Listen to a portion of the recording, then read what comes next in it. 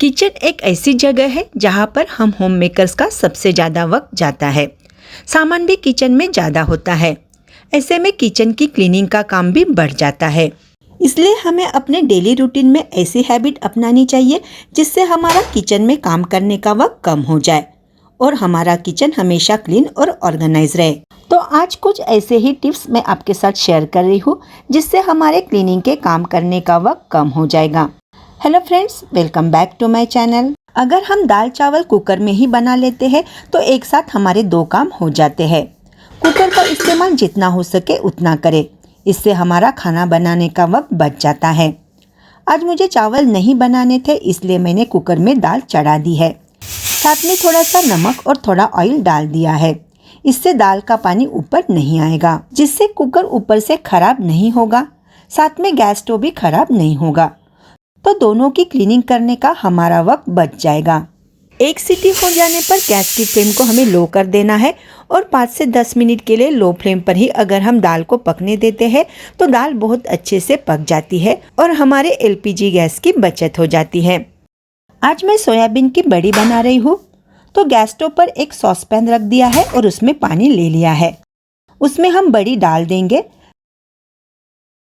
साथ में थोड़ा सा नमक और थोड़ी सी हल्दी डाल देंगे। अब इसे हमें 5 मिनट तक उबाल लेना है। 5 मिनट के बाद इसे ढककर 10 मिनट के लिए छोड़ देंगे। तब तक हम प्याज को चॉप कर लेंगे और टमाटर को भी चॉप कर लेंगे। पीसने के बजाय अगर हम प्याज और टमाटर को चॉप कर लेते हैं तो ग्रेवी एकदम होटल जैसे बनेगी। अब गैस स्टोव पर कढ़ाई रख देंगे और उसमें 2 से 3 टेबलस्पून तेल डाल देंगे। तेल गरम होने के बाद उसमें तेजपत्ता डाल देंगे और चॉप कांदा डाल देंगे।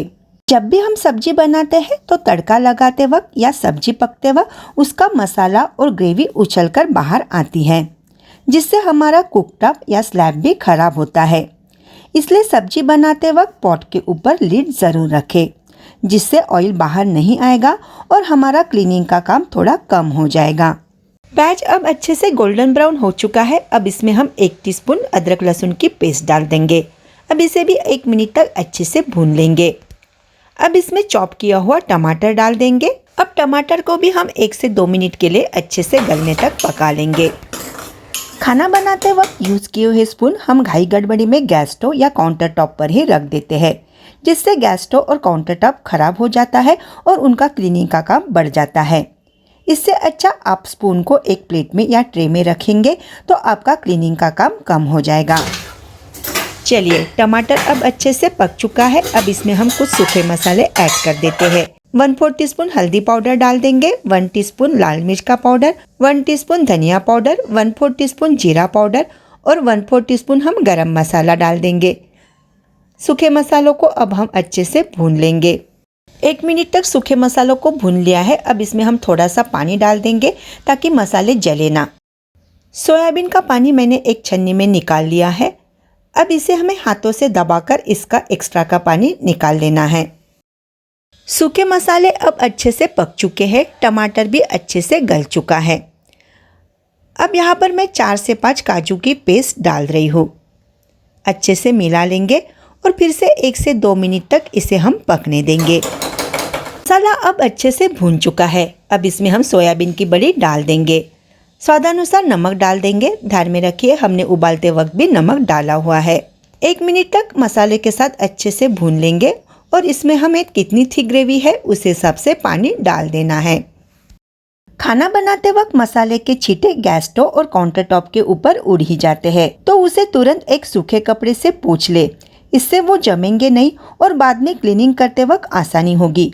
अगर वो सूखकर जम गए तो हमें फिर एक्स्ट्रा का वक्त क्लीनिंग के लिए देना पड़ेगा। खाना बनाने के बाद तुरंत ही जिस जिस चीज़ का यूज़ हो गया है उन्हें तुरंत अपनी अपनी जगह रख दे।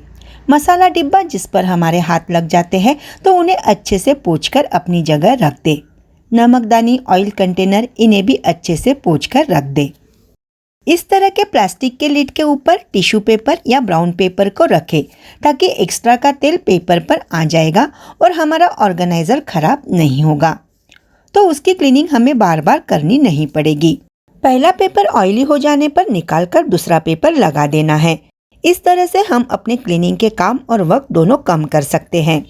इस तरह के फ्रीज ऑर्गेनाइजर में सब्जियां रखने से पहले टिश्यू पेपर या कोई भी पेपर अगर हम रख देते हैं तो वो पानी एब्जॉर्ब कर लेता है और उसमें रखी सब्जियां मॉइस्चर की वजह से खराब नहीं होती और लंबे समय तक अच्छी रहती है। काम हो जाने पर मैं तुरंत इन्हें अपनी जगह पर रख देती हूँ। इससे काउंटर टॉप मेसी नहीं दिखता।